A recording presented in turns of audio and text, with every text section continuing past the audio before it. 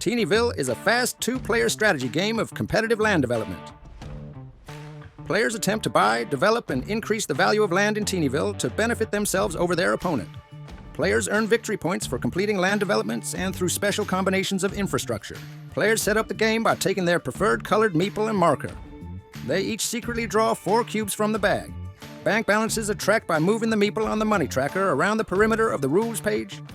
Players each choose one region to develop as a road by coloring it in purple. Teenyville is a turn-based game, with each round consisting of an expansion phase and a cash flow phase. During the expansion phase, you must either develop new land or build infrastructure on your existing land.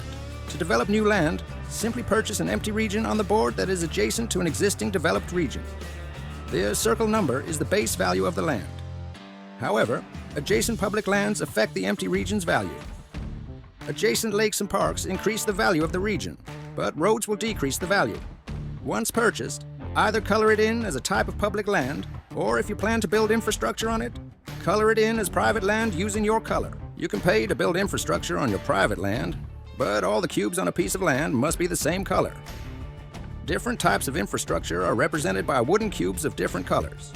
Once you have paid for and placed your cubes on the board, draw the same number of cubes from the bag without looking. The cubes in your hand are private and should not be seen by your opponent. In the cash flow phase, players earn money from the infrastructure they have built. Each infrastructure cube on the board earns the owner 1K. However, infrastructure also costs money to maintain. Roll the die to determine which type of infrastructure will require maintenance for this particular phase. Each infrastructure cube on the board of this type will cost its owner 2K in maintenance fees. So, plan your infrastructure carefully, as you don't want to get caught out with a huge maintenance bill you can't pay.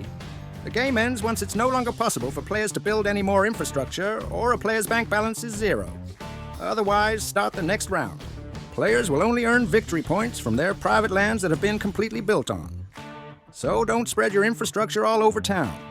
Victory points are determined by the completed private land's value, and bonus points are awarded for building with infrastructure cubes that are the same color as adjacent public land. If you think you have what it takes to be the ultimate land developer, head on over to the Game Crafter and pick up a copy to challenge your friends.